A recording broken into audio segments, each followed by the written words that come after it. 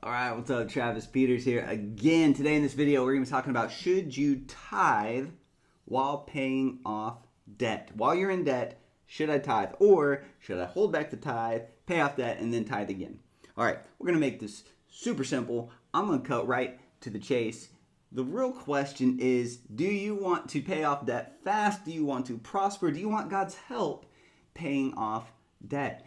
You know this. All right, again, if you watched all my other videos on this topic of tithing, it's near and dear to my heart. It's changed my life. I've tithed ever since I knew what it was, and basically, I've never missed a payment, never been late on a payment. I've always had more than enough, always had an increase. I've really never even had a time where money was tight. If I'm honest with you, it's because I've been a tither, and I've believed in it, and I've spoken it, and I've expected the blessings that He promises. So if you go back to Malachi 3, verse 10, 11, and 12, it's like the main kind of scripture that ties it all together nice and neat. There are other scriptures that you can go to, and people watch this and they get all mad and they're like, but Trav, and they go like all super next level theological debate on me if you should tithe or not. And look, here's the deal. If you want the benefits that are involved in Malachi 3, 10, 11, and 12, then yes, you are required to tithe. Are you required to tithe in order to go to heaven? Nope. Do you have to tithe to be a Christian? Nope. But if you want the windows of heaven open above your life, pouring out a blessing far beyond your needs, far beyond your wildest dreams, far beyond that which you can contain, then yes, you need to tithe. It's required if you want that blessed life. Verse 11, Malachi 3 verse 11 says, God himself, he said, I will rebuke the devourer off of your life. I will protect your fields. Your crops will be abundant. I just mixed two translations, New King James and New Living. But you can read them in both translations and study this out for yourself. Please do. I want you to study it out for yourself because I want you to get it in you. I want it to be real. I want your crops to be abundant. I want the devourer rebuked off your life. Does it ever feel like your money gets devoured? Where did it all go? As soon as I get a paycheck, it's gone. It's like something's eating it up. Well, yeah. Malachi 3:11 says, if you tithe, bring the first 10% of your income into God's house so that his house is taken care of and supplied for. He says, I got you. I'm going to keep the devourer away from your stuff, away from your money, away from your fields, away from your businesses, from your income, from your storage places, your savings accounts. I got you. You're supplying for God's house. He's going to supply for your house. So, should you tithe while in debt? Yeah, of course. In fact, it's going to accelerate your debt freedom because you want the windows of heaven open above your life, pouring out blessing. Another way to look at this is pouring out opportunity.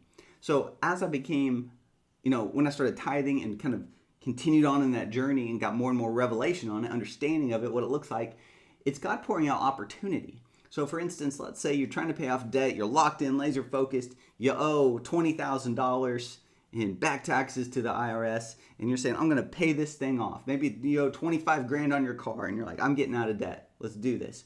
And then you're like, God, I'm a tither. I've got tithing rights. I've got tithing benefits. You said the windows of heaven are open above my life, pouring out a blessing. The complete Jewish version says, far beyond my needs. The Message says, far beyond my wildest dreams. Most other translations says, far more than you can contain, meaning it's going to overflow into other people's lives too. God, I thank you for that blessing right now. And then you go to work and your boss says, hey, I got some overtime hours for you. Want to work overtime? Pays time and a half. Yes, I do. Thank you. What is that? The windows of heaven open above your life, pouring out opportunity so you can pay off that debt faster. That's how it works. You might have a business idea while you're pursuing paying off debt. A business idea comes to you. Don't talk yourself out of it. Don't say, oh, that's not me. That's not for me. I'm not an entrepreneur. That's just a nice idea one day. No. You need to go for it. You need to go attack this thing and use that idea. The idea is there for a reason. God's given you that idea so that you can create more money, more income, and pay your debt off faster. This is how it works.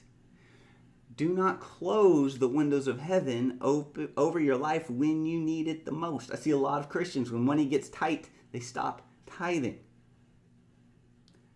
When you tithe, you activate and open the windows of heaven above your life and pouring out the blessing. If you stop tithing, that window closes. Why would you close that window when you need the blessing the most? Don't. I love you guys. Yes, tithe while you're in debt, and you'll pay your debt off much, much faster. Give God the first. Show him that you trust him with money. Show them you're not afraid of running out. Show him you don't fear running out. Show him you believe Philippians 4:19, that God will meet all my needs according to his riches and glory. All your needs. That includes financial needs. Of course it does. Proverbs 3, verse 9 and 10 says, honor the Lord with your capital, your sufficiency, and the first fruits of all your income. If you do, your storage places will be filled with plenty, and your vats will overflow with new wine. I kind of look at it like this. My storage places holds the money I need for now and for later, and my vats overflowing with new wine. Now I don't drink, I don't really support it, but I think what it's saying here is like your needs are going to be met, and you're going to have extra. It's going to overflow. Your vat's like fun stuff, generous stuff, extra stuff that you like. That's going to overflow too. It's just describing a prosperous life, an abundant life, an increased life. So I say let's just be tithers no matter what. You do that, you're going to win. All right. I love you guys. Make sure you like and subscribe to my stuff. I got content coming out almost daily because I'm going to keep your faith built high, and we're going to live this increased life. Love you. See you in the next one.